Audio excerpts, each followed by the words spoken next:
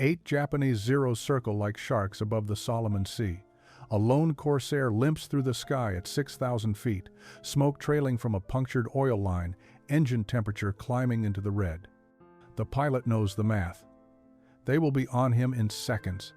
Standard doctrine says dive, use the Corsair's weight to build speed, try to outrun them to friendly airspace. But he is too low, too slow. The engine is dying. Diving means a faster death.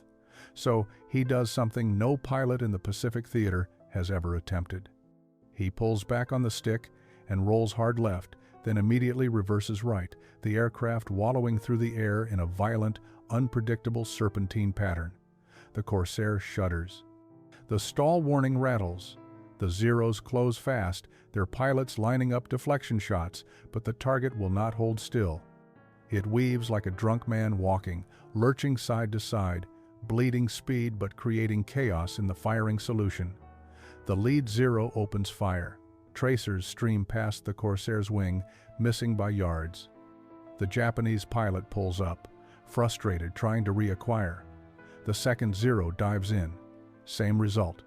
The target oscillates, unpredictable, and the fighter overshoots. What happens next will be studied, debated, and eventually taught to every Corsair pilot in the fleet. But first, it will be mocked. Rabaul, 1944. The Pacific War grinds through its third year. American forces island hop across the central and southern Pacific, seizing airstrips, establishing forward bases, pushing the Japanese defensive perimeter back toward the home islands. The cost in aircraft and pilots is staggering. Every mission bleeds men and machines. Fighter squadrons rotate through combat zones with the life cycle of mayflies. Fresh pilots arrive weekly, undertrained and wide-eyed. Some last 3 sorties, some last 1. The Japanese still control pockets of airspace with veteran pilots who have been fighting since China, since Pearl Harbor. They fly lighter, more agile aircraft. They exploit every advantage. The Vought F-4U Corsair is a brute. Powerful, heavily armed, fast in a straight line. It can outdive anything in the sky. But it is also heavy, slow to turn, unforgiving at low speeds. Doctrine is clear.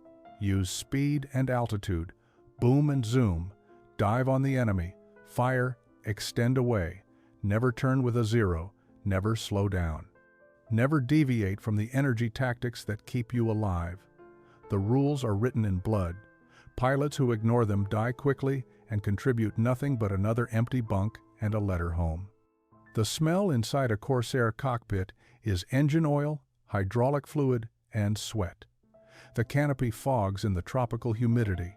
The long nose blocks forward visibility on the ground. In combat, the big radial engine roars 6 feet ahead, shaking the airframe, throwing heat back through the firewall. Radio chatter crackles with coordinates and warnings. Below, the jungle stretches in every direction, green and indifferent. If you go down over water, the sea swallows you. If you go down over land, the Japanese find you first. There is no margin for error. There is no rescue. There is only the next mission and the mission after that until your luck runs out or the war ends. Into this environment steps a pilot who does not look like he belongs in a fighter cockpit at all. Lowell Bingham was born in 1920 in Ithaca, New York. His father taught mathematics at Cornell. His mother was a librarian. The house was quiet, orderly, filled with books and the smell of pipe tobacco. Dinner conversations revolved around proofs and logic puzzles. Lowell learned early that precision mattered more than volume.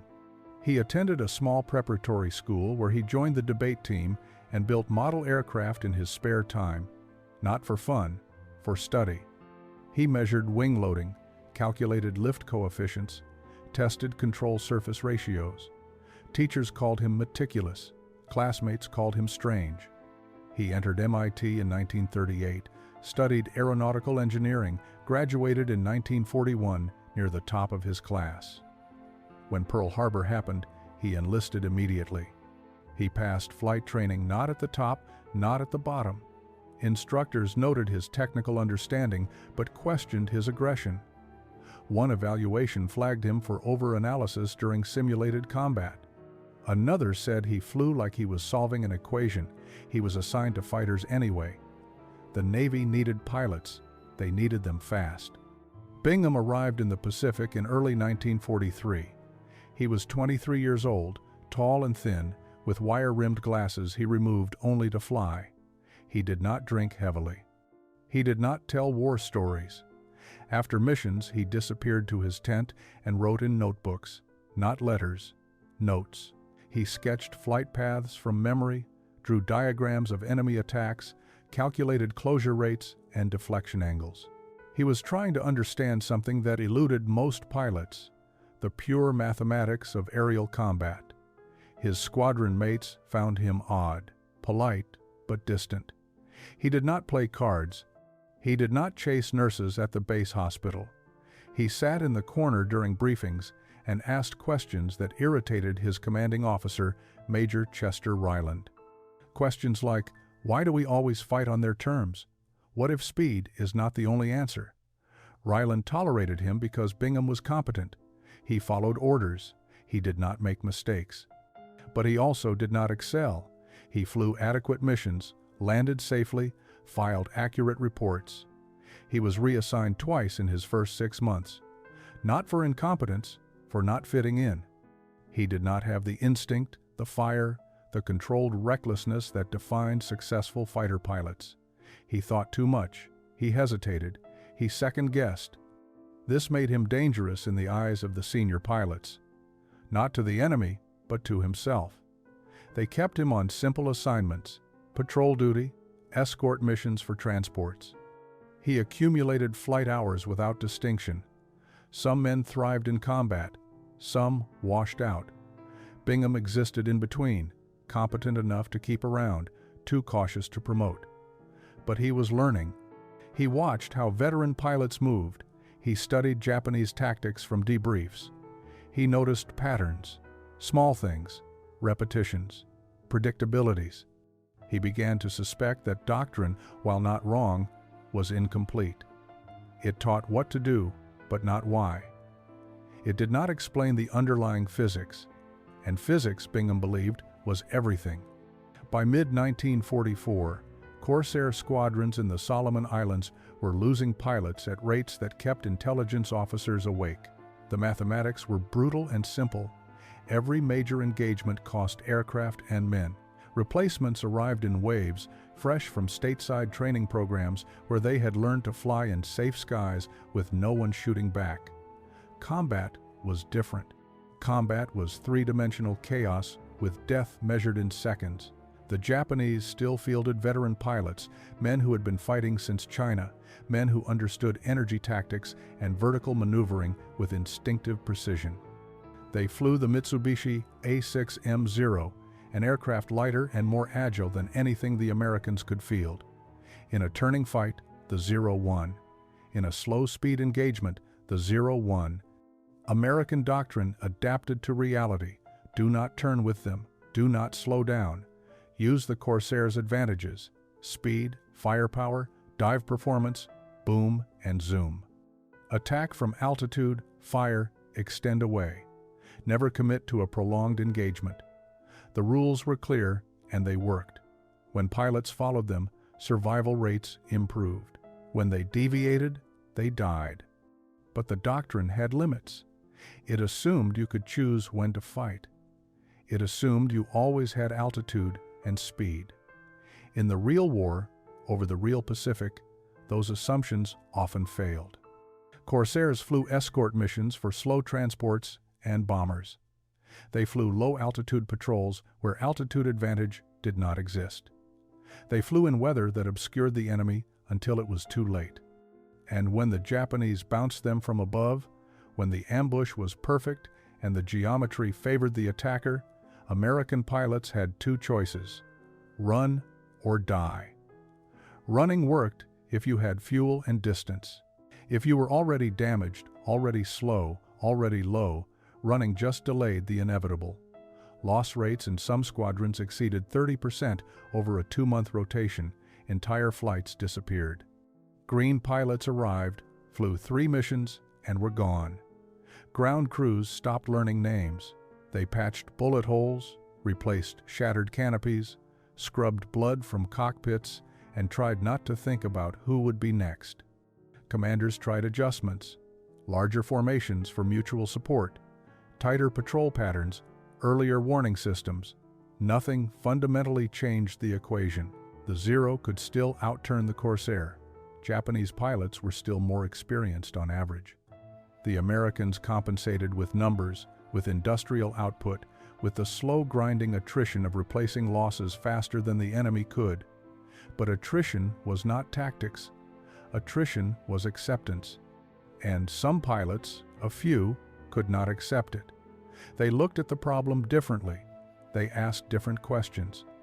Lowell Bingham was one of them. He read after-action reports like other men read novels. He compiled data. He noticed that most losses occurred during the same phase of combat, the escape. After the engagement, when damaged Corsairs tried to limp home, Japanese fighters pursued and finished them. Speed alone was not enough. If your engine was hit, if your controls were damaged, if you were already bleeding altitude, you could not outrun a healthy Zero in a crippled Corsair, and yet doctrine offered no alternative. Bingham began to think about the problem in terms of predictability. Every tactical manual taught the same principles. Maintain energy, maximize speed, use vertical maneuvers to exploit the Corsair's power advantage. The doctrine was sound, but it assumed rational geometry. Smooth curves, predictable flight paths. An attacking Zero pilot calculated lead based on target motion. If the target maintained steady speed and heading, the deflection shot was simple trigonometry. The Zero pilot led the target, fired, and hit. But what if the target did not cooperate? What if it moved erratically, unpredictably, in ways that broke the firing solution? Bingham sketched the concept in his notebook. A Corsair in level flight presented a clean target. But a Corsair oscillating side to side, rolling wings back and forth, created a wobbling, unstable aim point. The Zero pilot would have to constantly adjust, constantly recalculate, and in the seconds it took to adjust, the firing window closed. The idea was not complex. It was basic physics. But it violated every instinct. Fighter pilots were trained to fly smooth, controlled maneuvers. Jerky, erratic movements destabilized the aircraft, bled energy, increased the risk of stalling. Doctrine said smoothness equals survival. Bingham suspected the opposite might be true. What if chaos was a weapon? He thought about the Corsair's characteristics. Heavy, stable in a dive, terrible at slow speeds. The conventional wisdom said, never slow down. But the Corsair's weight also meant inertia. Once moving in one direction, it took time and force to change trajectory. What if you used that inertia deliberately? A sharp roll left, then immediately reversed right, the aircraft wallowing through the air like a pendulum.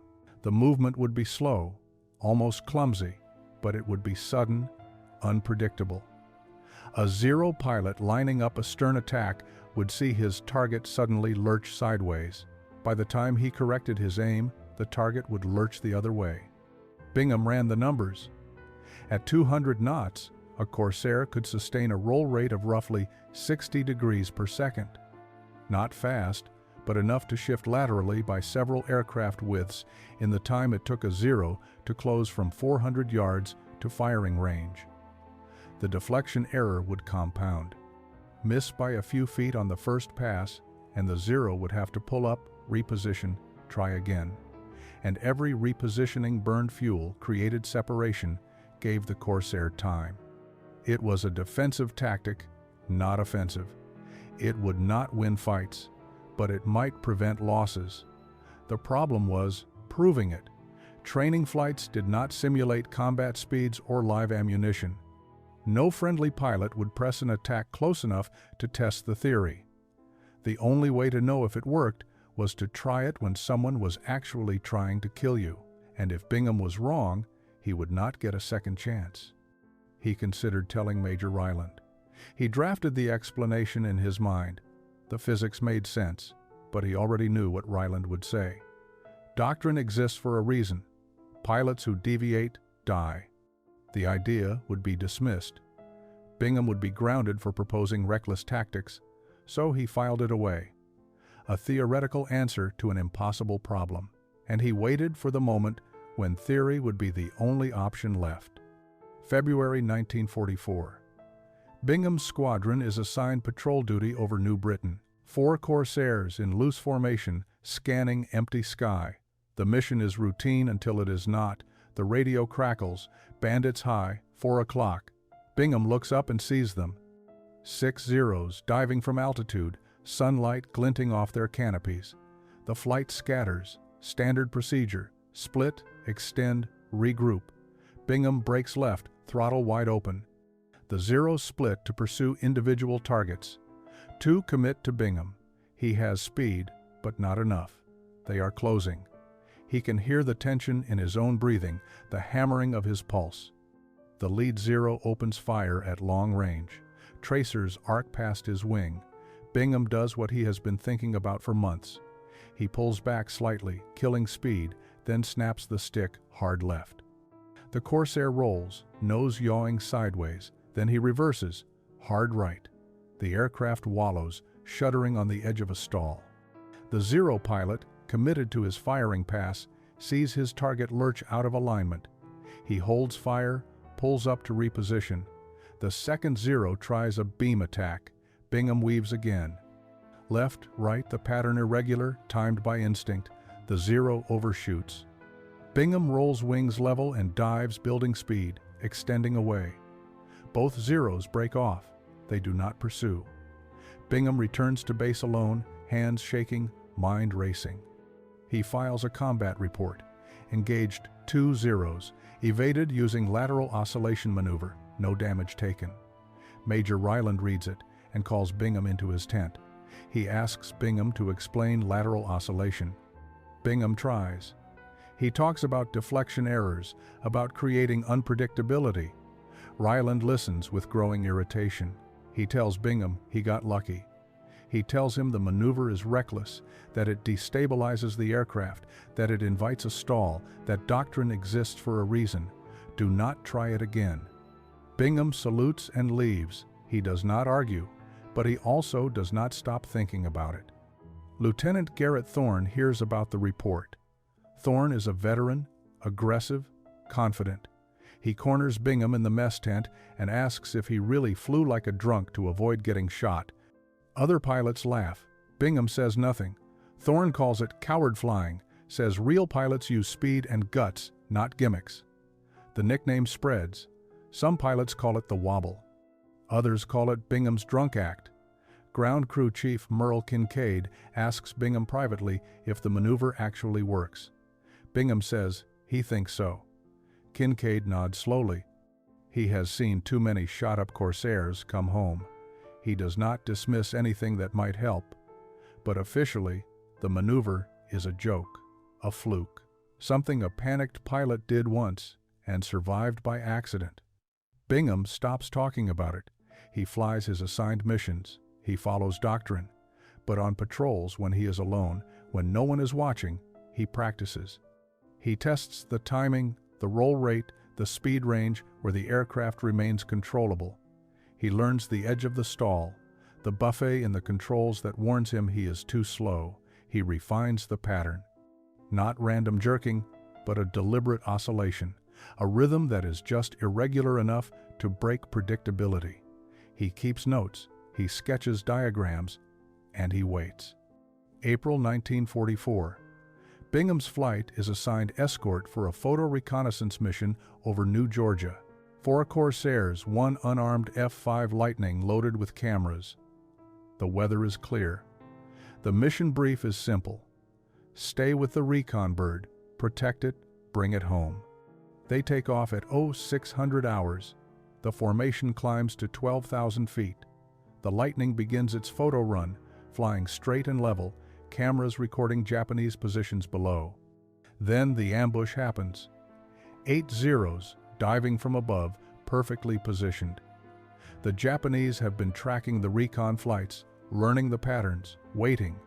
The Corsairs scatter. The lightning breaks hard, trying to escape. Bingham and his wingman, Lieutenant Preston Holcomb, stay close to the recon aircraft. 2 Zeros peel off and target them. Bingham calls out the threat. Holcomb acknowledges. The Zeros close fast. Bingham does not run. He throttles back slightly and begins the weave. Left roll, reverse, right roll, reverse. The Corsair wallows through the air. The first Zero lines up a shot and fires. Tracers stream past, missing wide. The pilot pulls up, frustrated. The second Zero tries a different angle, same result. Bingham keeps weaving, keeping his speed just above stall, creating chaos. Holcomb watches from 200 yards away. He sees Bingham's Corsair lurching side to side, sees the Zeros unable to get a clean shot. 1 Zero commits too hard, overshoots, and climbs in front of Bingham. Bingham stops weaving, steadies his aim, and fires. The 50 caliber rounds walk across the Zero's fuselage. Smoke pours from the engine. The Zero spirals down, trailing fire. The remaining Zeros regroup. They try coordinated attacks. Bingham varies the pattern. Sometimes he weaves, sometimes he dives suddenly, then pulls up into a weave. The Zeros burn fuel trying to solve the puzzle. They cannot get a firing solution that lasts more than a second. Holcomb, watching, makes a decision. When a Zero commits to him, he copies Bingham. He rolls hard left, reverses right. The aircraft shudders but holds. The Zero overshoots. Holcomb rolls out and extends. He is alive. The engagement lasts 6 minutes. The recon Lightning escapes undamaged. 2 Zeros are driven off. 1 is confirmed destroyed. The Corsairs return to base shot up but intact. Bingham lands with 14 holes in his wings and tail. Holcomb lands, shaking but unhurt. They debrief together. Holcomb tells the intelligence officer what he saw. Bingham flying a pattern that made him impossible to hit. Holcomb says he tried it himself. It worked. The intelligence officer writes it down, but does not comment. Major Ryland hears the report. He pulls Bingham aside and asks if he disobeyed orders. Bingham says he followed doctrine as long as possible.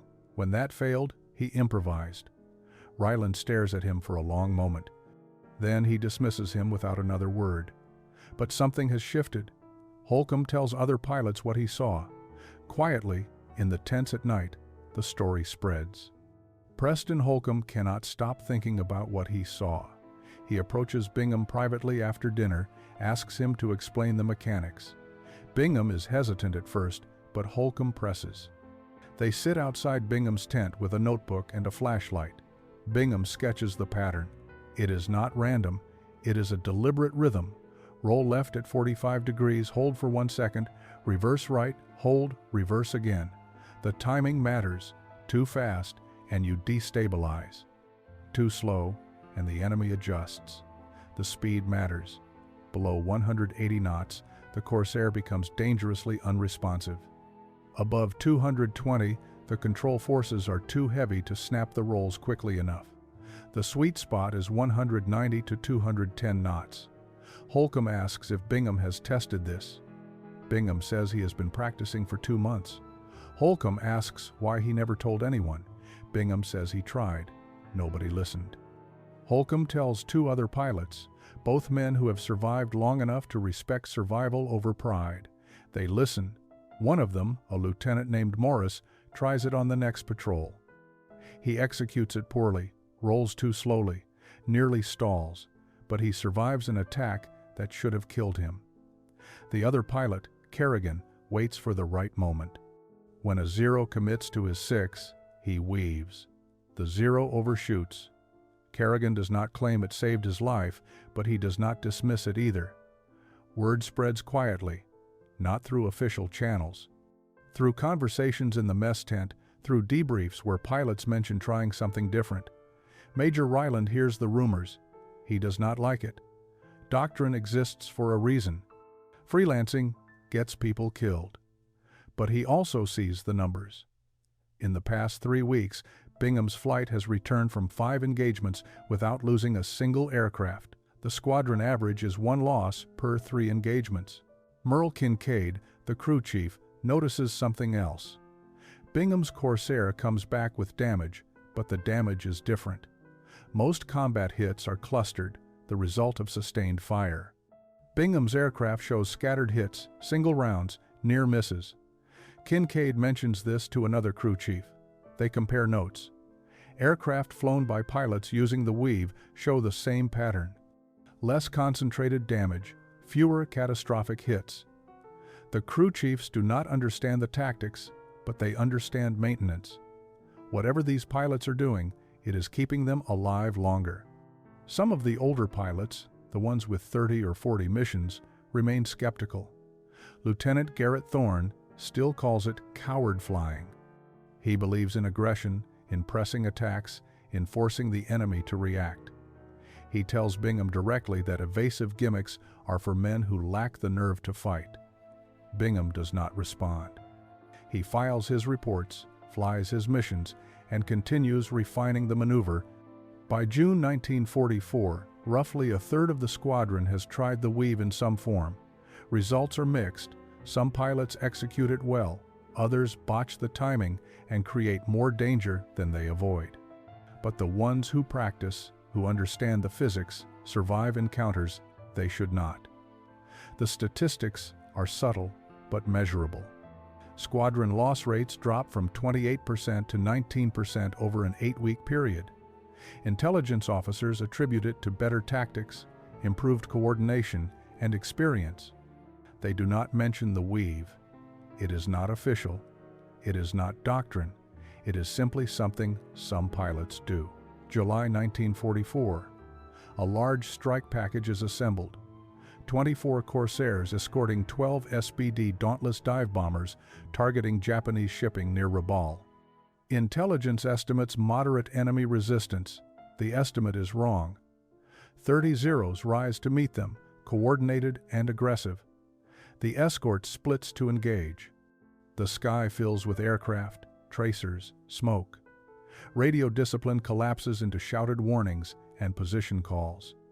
Bingham leads a 4-plane division tasked with high cover. They engage a group of 6 Zeros attempting to dive on the bombers.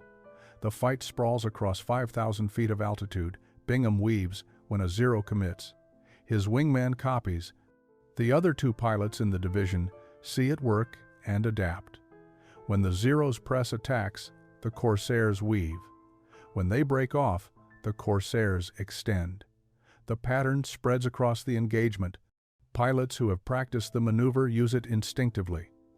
Others improvise, rolling erratically, creating unpredictability. The Japanese pilots grow frustrated. Targets that should be simple refuse to cooperate. Firing solutions dissolve. Attacks that should succeed fail. Confusion spreads through the Zero formations. They regroup, try different tactics, commit harder. But the Corsairs adapt. Some weave, some dive, some climb, and then weave. The predictability is gone. The engagement lasts 14 minutes. When it ends, the bombers complete their run and escape. 3 Corsairs are lost. 11 Zeros are claimed destroyed or damaged. The ratio is better than any recent engagement. Debriefs are chaotic. Pilots talk over each other, describing maneuvers, attacks, evasions. Multiple pilots mention the weave. They describe it in different ways, but the core is the same. Lateral oscillation, unpredictable rolling, breaking the firing solution. Intelligence officers write it all down. They compile the reports and send them up the chain. Major Ryland reads the summaries. He is a practical man. He does not care about elegance or doctrine. He cares about results. He calls Bingham into his tent and asks him to explain the maneuver formally. Bingham does. He covers the physics, the speed envelope, the timing, the risks. Ryland listens without interrupting. When Bingham finishes, Ryland asks one question: can it be taught? Bingham says yes. He has been teaching it informally for weeks. Ryland nods. He tells Bingham to prepare a brief for the entire squadron. Make it clear, make it simple. Focus on the mechanics, not the theory. Bingham agrees. The brief happens 2 days later. 30 pilots sit in a tent while Bingham sketches diagrams on a chalkboard. He explains roll rates, speed ranges, timing intervals. He demonstrates with his hands, he answers questions. Some pilots remain skeptical, others take notes. Garrett Thorne sits in the back and says nothing. The squadron begins practicing, not as official doctrine, but as an approved option. Pilots fly training sorties where they practice the weave at altitude, refining their timing, learning the feel. Merle Kincaid and the other crew chiefs watch the aircraft return. Fewer holes, cleaner damage patterns. The statistics continue to shift. By August, squadron loss rates drop to 15%. Other Corsair squadrons hear about it. Requests come in for Bingham to visit and brief their pilots. He does. He travels to 3 different airfields, repeats the brief, answers questions. The maneuver spreads, not everywhere, not universally, but enough. By late 1944, the weave is known across Corsair squadrons in the South Pacific. It has no official name. Some call it the Bingham break, others call it the lateral evasion. Some simply call it the weave. Pilots modify it to fit their style. Some add vertical components, climbing or diving while rolling. Others combine it with scissor maneuvers, using the oscillation to force an overshoot and then reversing onto the attacker's tail. The core principle remains. Unpredictability disrupts the enemy's firing solution. Flight instructors in the rear echelon hear about it. They begin incorporating it into advanced training syllabi. Not as primary doctrine, but as an option. A tool for when speed and altitude are not available. Training films are produced showing proper execution. The maneuver is broken down into steps, roll entry, timing, speed control, reversal technique, stall recognition. New pilots arrive in theater already familiar with the concept. Japanese intelligence notices the change. Debriefs of captured Zero pilots mention American Corsairs flying erratically, making deflection shots difficult. Some Japanese pilots adapt, waiting for the oscillation to stop before firing. Others become cautious, less willing to commit to close-range attacks. The psychological effect compounds. Uncertainty breeds hesitation. Corsair pilots, feeling less vulnerable, fly more aggressively. The dynamic shifts. Statistical analysis conducted by Navy intelligence shows measurable results. Corsair loss rates in the South Pacific dropped 22% between April and October 1944.